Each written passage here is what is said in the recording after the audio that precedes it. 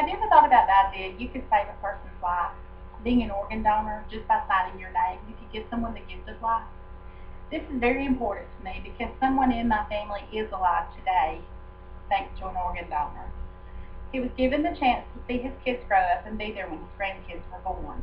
And don't you just hate to hear those people say, oh, I'm not going to let anyone cut me up for my parts, I'm carrying them all with me. Well, they might not feel this way if it was their child, spouse, or parent that needed an organ to live. I've been an organ donor since my early 20s. My husband's brother-in-law was a bad diabetic and his kidneys had failed. He was put on the transplant waiting list, but they told us it could take several years. Both his family and ours decided to be tested to see if anyone was a match. I'd always thought about, when I'm gone, I won't need them anymore. They can have them, but I'd never really given much thought to donating my kidneys while I was alive. Well, both brothers were a match, but due to health reasons, only one was healthy enough to donate. The surgery went well, and his life was back on track. For the next 12 years, he was healthy. After this kidney had failed, he went back on the transplant waiting list. Luckily, they got a call in the middle of the night that he was going to receive a kidney and a pancreas. This was a happy time for us, but knowing that someone had just lost their 16-year-old child made me have mixed emotions. We were very grateful for their gift to our family, that his children would still have their father.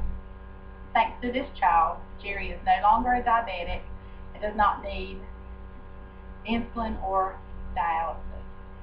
According to WebMD, more than 100,000 people in the U.S. are awaiting organs. 4,000 people are added to this list every day, and about 18 people on the list die before they receive their organs. Only a small amount, about 6,000 transplants, come from living donors. The cost for a pancreas and kidney transplant is about $141,000. This includes the evaluation, the organ procurement, the hospitalization, physician fees, and some of the anti-rejection medicines. Some insurances won't cover the anti-rejection medicine, so these families usually have fundraisers or they're given donations to help with the cost.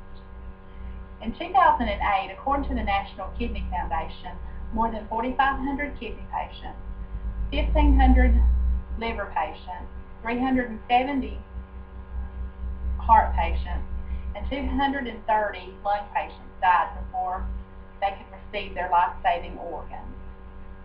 About 10% of the patients on the heart waiting list are younger than 18 years of age. There are also many myths about organ donors. If I'm an organ donor and I go into the hospital or the emergency room, will they work as hard to save my life? The answer is yes. The doctors in the emergency room in the hospital are there to save your life. The transplant doctors are a total different team.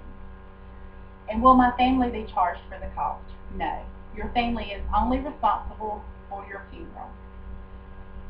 And people also wonder, will I be dead? Will I be dead yet when they sign my death certificate? Yes. In fact, organ donors are given more tests to determine that brain activity than non-donors. And this is all done at no cost to you. I've also been on the other side to see this. One of my best friend's nephews was in a terrible car accident, and he was on life support for several days. After several days of testing, the doctor told the family that there was no brain activity, that their son was brain dead. This has got to be the most horrible thing for a parent to hear. Tyler was only 16, but he had chosen to be an organ donor. The family received a letter from the Donor Association a few months after, and they were proud to know that his heart went to a young mother in California.